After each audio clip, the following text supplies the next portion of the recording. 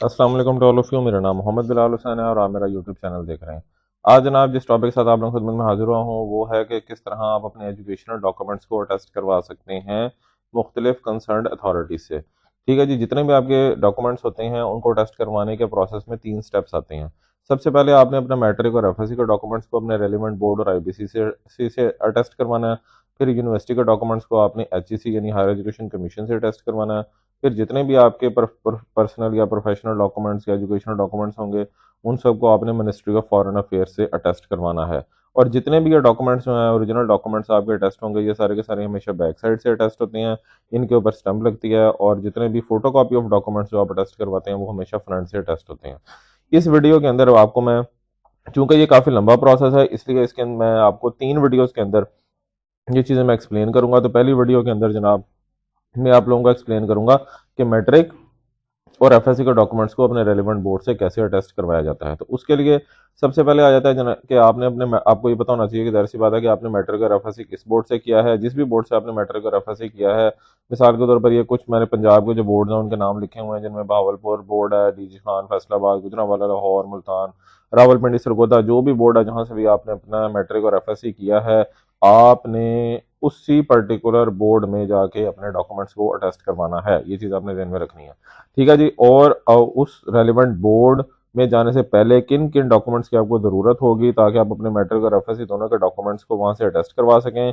उसके लिए ज़रूरी है कि जनाब आपके पास अपना ओरिजिनल आईडी कार्ड और उसकी फोटोकॉपी आपके पास हो। जितने भी आपके रेलिवेंट ओरिजिनल डॉक्यूमेंट्स हैं मैट्रिक और एफएससी के और उनकी फोटोकॉपीज वो आपके पास हो। चलान फॉर्म आपके पास हो। चलान फॉर्म आपको जो है वो बोर्ड ऑफिस से जो है वो मिल जाएगा और ऑनलाइन भी मिल जाएगा।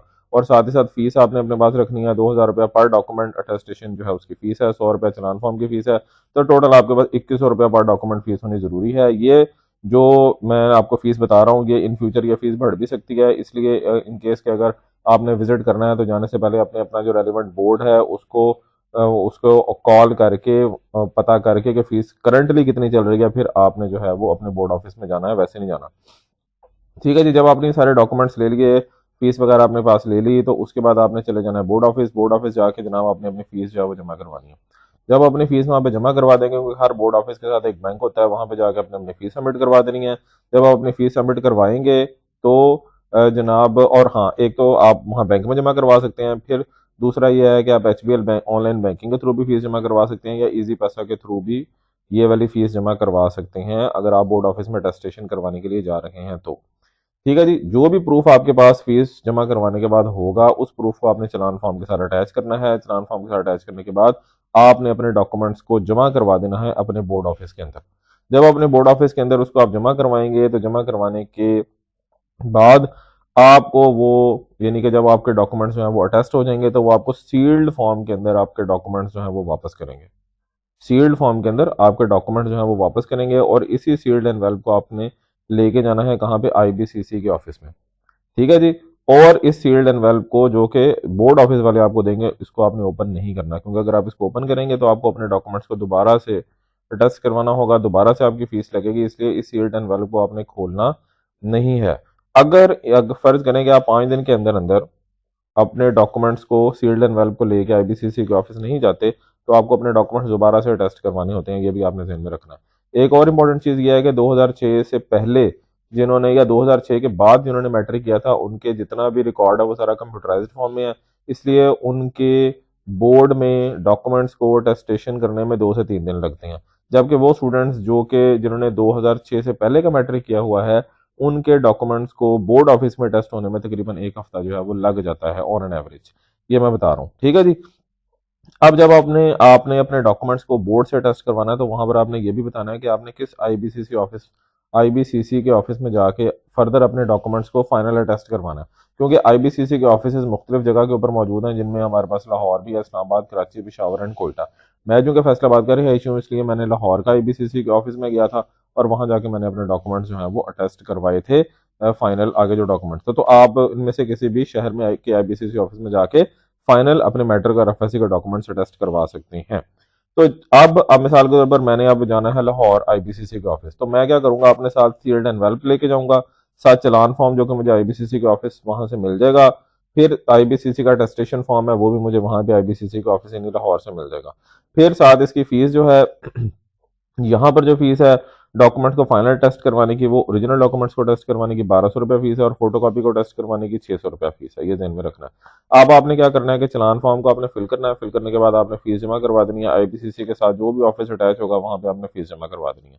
फीस जमा करवाने के बाद आपने क्या करना है कि आपने जो ओरिजिनल अपने डॉक्यूमेंट्स थे अलॉन्ग विद अ फोटोकॉपी वो आपने आईबीसीसी के रिकॉर्ड में जमा करवाना है। फिर जो अगर आप फोटोकॉपीज भी टेस्ट करवाना चाह रहे हैं अपने डॉक्यूमेंट्स की, वो भी आपने जमा करवानी है। आईडी कार्ड की कॉपी एक जमा करवानी है और बैंक की रसीद, यानी कि फीस आपने जमा करवाई है उसकी रसीद आपने जो है वो जमा करवा देनी है। ये जब सारा कुछ आप जमा करवा देंगे, ठीक है जी, तो उसके बाद जनाब आपके डॉक्यूमेंट्स जो हैं वो अटेस्टेशन का प्रोसेस आईबीसीसी के ऑफिस के अंदर जो है वो शुरू हो जाएगा। और इसमें तकरीबन अमूमी तौर पर जो है वो एक दिन लगता है। एक दिन का मतलब ये है कि अगर आप सुबह के टाइम अपने डॉक्यूमेंट्स अपने जमा करवाए हैं तो उसी दिन आपको विद इन ऑफिस टाइमिंग आपको अपने डॉक्यूमेंट्स अटेस्ट होने के बाद मिल जाएंगे। ये आपने ध्यान में रखना। ठीक है जी, यानी सुबह अमूमी तौर पर 9 से 12 बजे के दरमियान वो डॉक्यूमेंट्स लेते हैं।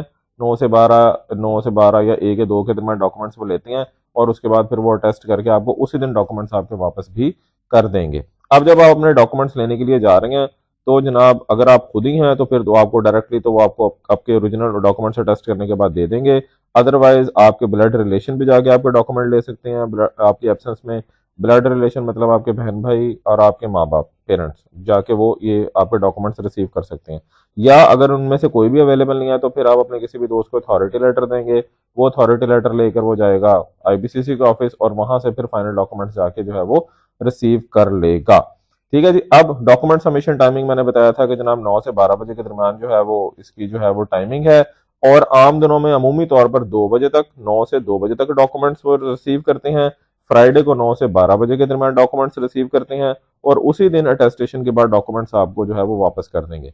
यानी कि आम दिनों में 2 बजे के बाद डॉक्यूमेंट्स वो अटेस्टेशन के बाद वापस करते हैं और फ्राइडे को फिर जाहिर सी बात है जुमे के बाद वो डॉक्यूमेंट्स जो है ना वो वापस करते हैं। और अटेस्टेशन की जो ये फैसिलिटी है आईबीसीसी के ऑफिस में, ये मंडे से लेके फ्राइडे तक होती है। तो आपने सैटरडे संडे को नहीं जाना, अदरवाइज फिर आपका जो है वो चक्कर जो है वो पड़ जाएगा। और अगर फर्ज करें कि आप उसी दिन डॉक्यूमेंट्स रिसीव नहीं कर पा रहे तो उससे अगले दिन भी जाकर आप अपने डॉक्यूमेंट्स मैट्रिक और एफएससी के ओरिजिनल डॉक्यूमेंट्स जो आपने टेस्ट करवाए हुए हैं वो आप जाके रिसीव कर सकते हैं। तो ये था जनाब आप लोगों का पहला स्टेप कि आपने अपने मैट्रिक और एफएससी के जो डॉक्यूमेंट्स होते हैं उनको आपने कैसे अटेस्ट करवाना है। पहले आपने उनको अपने बोर्ड से अटेस्ट करवाना है, फिर आपने उसको कहाँ से टेस्ट करवाना है, आईबीसीसी से टेस्ट करवाना है। इसकी कंप्लीट डिटेल मैंने आप लोगों के साथ शेयर कर दी। जितने रेलिवेंट लिंक्स हैं वो भी मैं इंशाल्लाह नीचे डिस्क्रिप्शन वीडियो डिस्क्रिप्शन में शेयर कर दूंगा।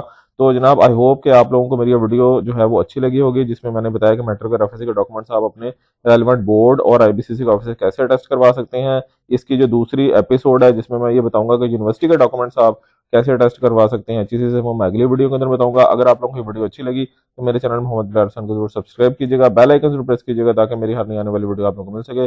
अपना बहुत सा ख्याल रखिएगा। जज़ाकल्लाह एंड